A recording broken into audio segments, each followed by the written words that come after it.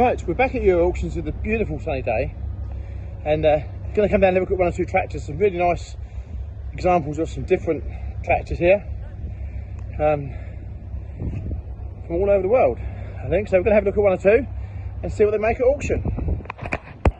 I love tractors, I love the variations. Then we've got three counties here. I suspect they've all been imported from, I'm thinking Norway, all with front loaders on. This is a 754 with a front loader, proper county cab. Guess not too bad, a bit of rust. The wheels are very rusty, which does make me think she's maybe been onto some salt water. I don't know. There's even had a counterweight on the back. It's not on anymore. No three-point linkage. Although I suspect it probably could be fitted. It looks like the fittings are there for it. So I'm sure it could be added on. The lower link points are there. Rear tyres are very good, fronts are not quite so good. But a nice, straight looking tractor. Now, as we move on to the next one's labelled up as a Heimers.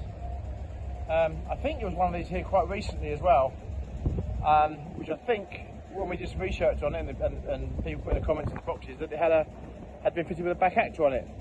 So if this is very similar, there is no back actor on this one, as you can see, but it certainly has fittings there.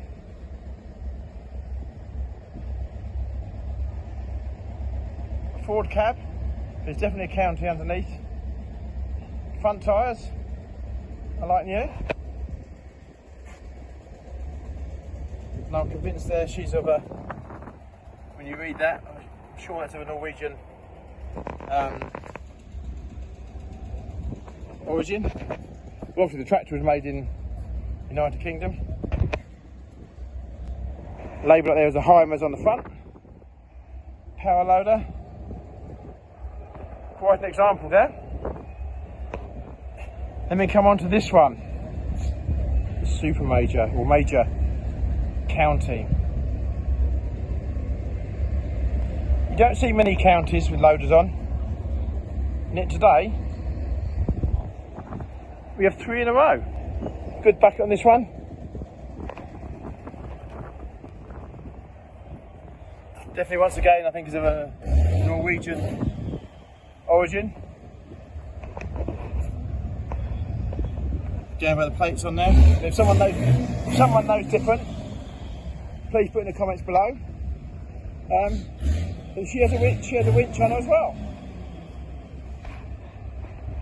So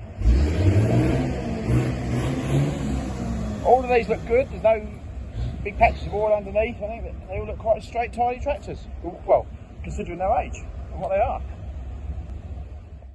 Now here's another tractor that I do find interesting. Would like to know if people could tell me. A Massey Ferguson 133. Now, I've never heard of a 133 before. She's definitely coming from the Far East somewhere, down by the writing on the bonnet. And now, according to the plate, she was made in France. Is this just the same as a 135? I generally don't know. If anybody does know, I'd be interested to find out.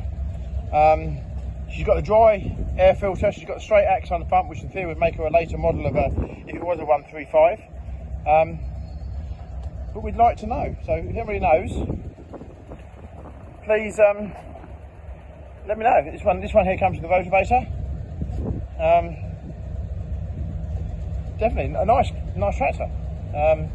No battery on it, so I can't get it running.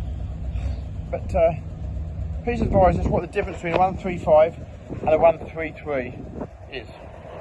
And we'll see what it makes in the auction. Now for the Muirhill enthusiasts, Muirhill 101. The bonnet looks really, really cool. I don't know whether it's been refurbished. Muirhill is another variation of a Ford. Muirhill used to buy skid units from Ford and adapt them to their own specification.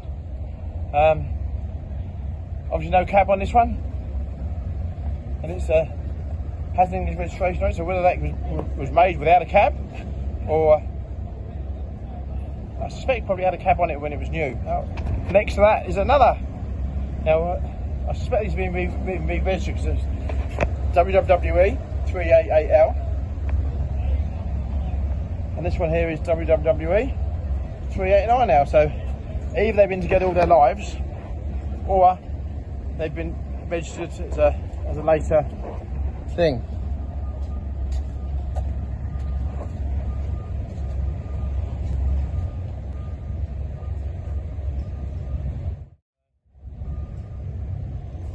Nice clean new tractors now.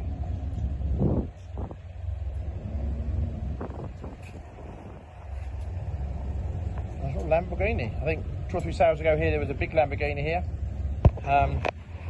Not quite sure of the horsepower of this one. Don't think many Lamborghinis around. That's a very nice, clean looking tractor.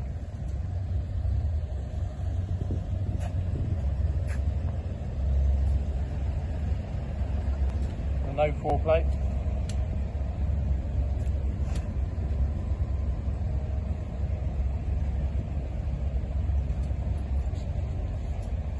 Very nice size compact 4-wheel drive tractor. An 8340 white cab. The early one. SLE called Unforgettable, which is the electronic version. Typical paintwork on the 40 series. Never was as good as it could be on some of the later models. A New Holland 11090. Don't know much about those. Looks a clean, tidy tractor. Seen quite a few people today trying that tractor out.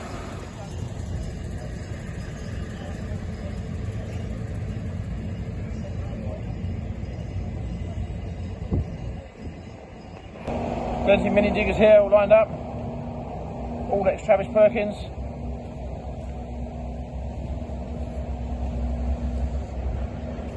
Dumpers, diggers. The amount of machinery here really is mind-blowing. A few more Travis Perkins diggers here, awaiting the wash. It's one complete hive of activity here. That building there is Euro Auction's own workshop where they get the machines ready to containerise, they strip them down. Put them in boxes, put them on trailers. And over this side, this is the Euro Auctions wash pad. Immensely impressive. There's normally 6 or 8 people working on there full time washing down. And it being fail day, where that's a little bit different. But yeah, now that's what we could do within the yard. How many tonne would that forklift pick up? Andy, how many tonne would that forklift pick up? According to young Andy, that forklift would pick up 28 tonne.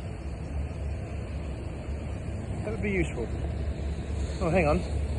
There's another one here as well. Look at that. Is that the same? 23.5 tonne. That one's the smaller baby, 23.5 tonne. I'd say I've been into Euros myself with 20 tonne diggers on lorries and things like that don't start. And they just come along, forklift, pick it up, put it on the ground. Nothing's an issue. If you're looking for cabins, toilets, it's all here. So as well as every kind of digger, tractor, lorry you can possibly think of, there's a few hundred lots of bits and pieces. Now that's something I haven't seen before. A mobile phone zone. That must mean when you work on, I know some construction sites now don't like having mobile phones when you're meant to be working because it distracts you. So this must be a similar thing now. A mobile phone zone. What can you say? There's a few buckets as well.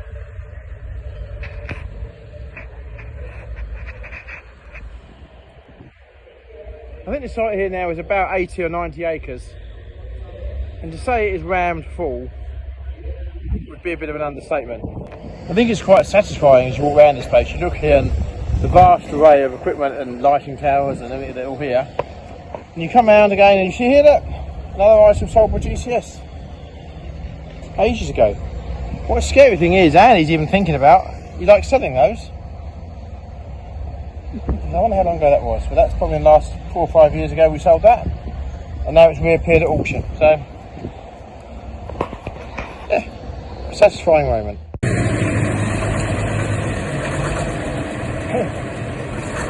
There's a Muir Hill up and running.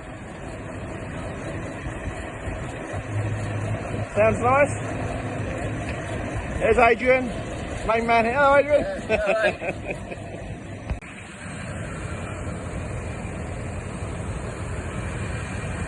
A great line-up of tractors there going through.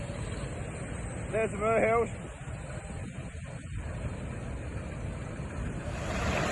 Counties here, we've got drivers in, apart from the Super Major. Not 100% sure the Super Major's going over the ramp. Maybe it is, we'll find out in a minute.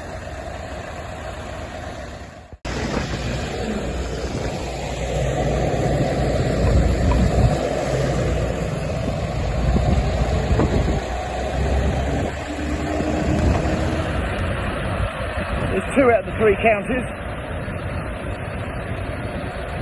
in the line-up, ready to go over the ramp.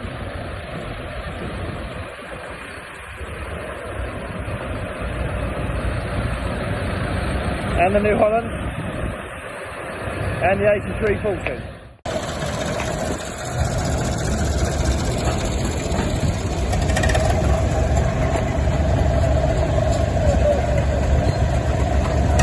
There you go, she's going to spring into life, hopefully. Adrian's on the job with his jump pack. Look what smiles they drive through tractor. Look at that. Just like that, on the button. Absolutely on the button. There she goes. Here's proof. We're gonna be 7683. I'm gonna say 1389. Different story here. There's proof that Dennis can sell just about anything. Just sold that tank. Paul's been with your auctions. How long, Paul? 25 years. 25 years. That's quite some time. Still trying to get a bid off him. Yeah, you've got plenty of money off me in the past, Paul. Yeah. Now that's a little bit different. Black Valtra with a loader. Rear tyres are quite low. It looks and sounds like a very nice tractor. So let's see what she makes.